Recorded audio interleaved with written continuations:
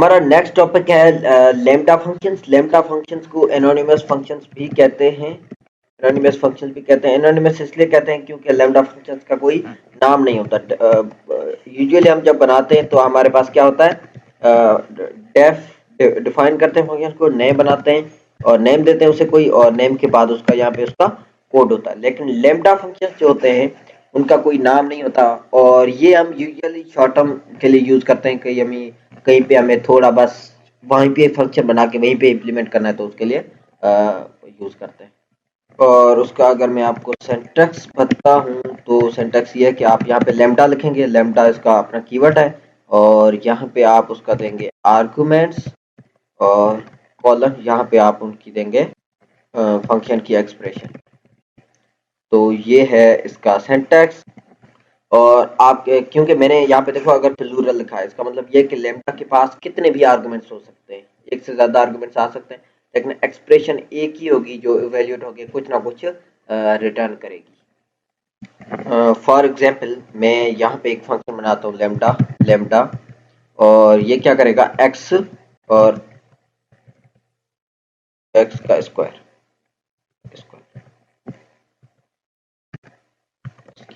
ठीक है। तो अब ये क्या कर रहा है, एसक्यू एक फंक्शन हो गया, ठीक है। अब लेमडा का फंक्शन है, इसमें आप एक्स इसका आर्ग्यूमेंट है, कोई भी आप नंबर देंगे उसका रिटर्न क्या करेगा, उसका स्क्वायर करके। तो एसक्यू इसके अंदर मैंने 5 दिया, उसका स्क्वायर करके इसने रिटर्न किया। अब इसको मैं वहां से डिफाइन करूं तो किस तरह होगा, ये एसक्यू मैंने इसका नाम दिया, इसके अंदर मैंने एक नंबर लिया एक्स, और फिर मैंने रिटर्न किया एक्स का स्क्वायर। अब ये भी सेम, अच्छा SQ1 इसका नाम देता हूं ताकि दोनों डिफरेंट हो। तो ये आपका SQ है, इसमें आपने ये किया तो ये आया, और SQ1 में मैं अगर 5 दे रहा हूँ तो भी ये आ रहा है। सही है। तो आप इस तरह लिखें या इस तरह लिखें, ये ज़्यादा स्मूथ होता है, तो इसको ज़्यादा प्रेफर करते हैं बस।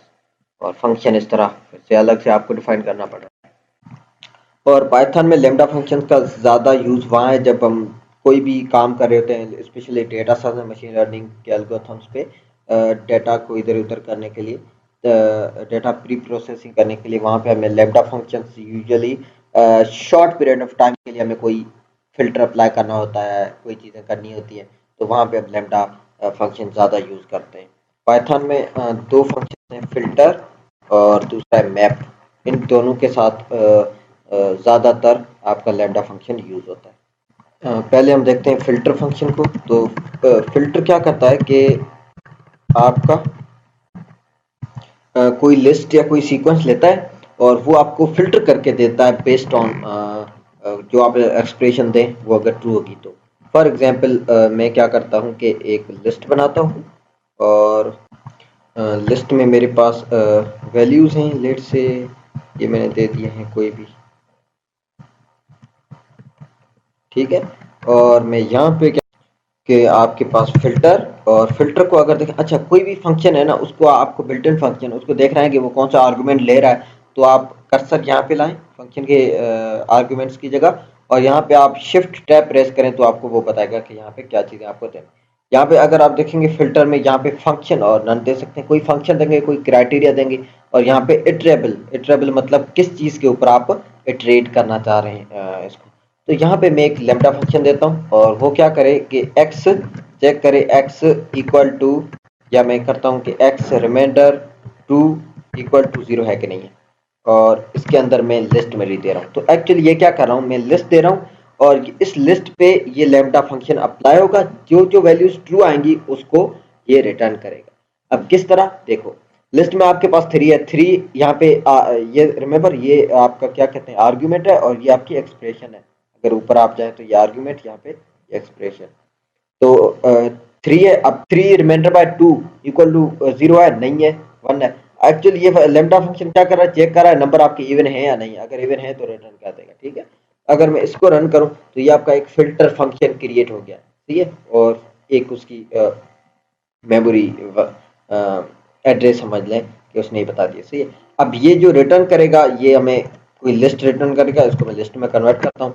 तो अगर आप देखें तो आपके पास और जो नंबर्स थे वो नहीं आए, आपके पास इवन सारे नंबर्स आ गए। इवन कैसे कि इसने क्या किया है, 3 लिया, 3 रिमाइंडर बाय 2 इक्वल 1 आया, 1 इक्वल टू 0 नहीं है तो 3 को इग्नोर कर दिया। उसके बाद 4 लिया, 4 डिवाइडेड बाय 2, 0 आया, 0 के इक्वल है, कंडीशन ट्रू, तो इसको ले लिया। ठीक है, इस तरह जो इवन थे वो सारे आ गए और फिल्टर्स हो गए। तो फिल्टर आप कोई भी चीज यहाँ पे देंगे जिसको फिल्टर करना है, किस कंडीशन पे करना है, वो यहाँ पे कंडीशंस देंगे लैम्ब्डा में। अब देखो यहाँ पे मैं कोई फंक्शन भी दे सकता था, लेकिन क्योंकि मुझे शॉर्ट टर्म के लिए चाहिए, थोड़ी देर के लिए, तो आपने एक एनोनिमस लैम्ब्डा फंक्शन बना के, जिसका कोई नाम ही नहीं है, बस बना के यहाँ पे दे दिया और उसने फिल्टर करके वैल्यू दे दिए। नेक्स्ट हमारा फंक्शन है मैप। सही है। और सॉरी, मैप क्या करता है कि आप कोई लिस्ट देते हैं, जैसे हमारे पास लिस्ट ऑलरेडी बनी हुई है, मैं उसी को ले लेता हूँ। आप अगर इसका मैप ले तो मैप क्या करता है, इसको भी मैं शिफ्ट और टैब प्रेस करता हूँ, तो मैप में भी मैप क्या करता है, यहाँ पे एक फंक्शन लेता है और यहाँ पे इटरेबल्स, मतलब कि कोई चीज़ जो आप इटरेट करना चाह रहे हैं, तो करेगा क्या, मैं पहले ये लिख लूँ, x इक्वल टू नहीं, सॉरी, कॉलन x, इसका मैं स्क्वायर कर लेता हूँ और यहाँ पे आप लिस्ट दे दें। तो ये क्या करेगा कि मैपिंग करेगा हर वैल्यू को इस फंक्शन पे। मतलब ये कि लिस्ट में आपके पास जो वैल्यू होगी वो यहाँ पे इसको आएगी, उसका स्क्वायर कर देगा, हर वैल्यू को स्क्वायर कर देगा।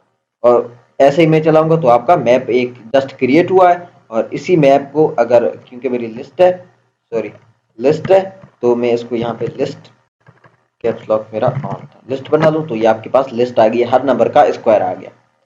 तो ये आपकी एक मैपिंग हो रही है। लिस्ट की जगह आपकी क्या है, ये पूरी लिस्ट है ना, हर वैल्यू यहाँ पे आ रही है और हर वैल्यू एज आर्ग्यूमेंट इस फंक्शन में आएगी, उस फंक्शन का स्क्वायर होगा और रिटर्न हो जाएगा। तो हर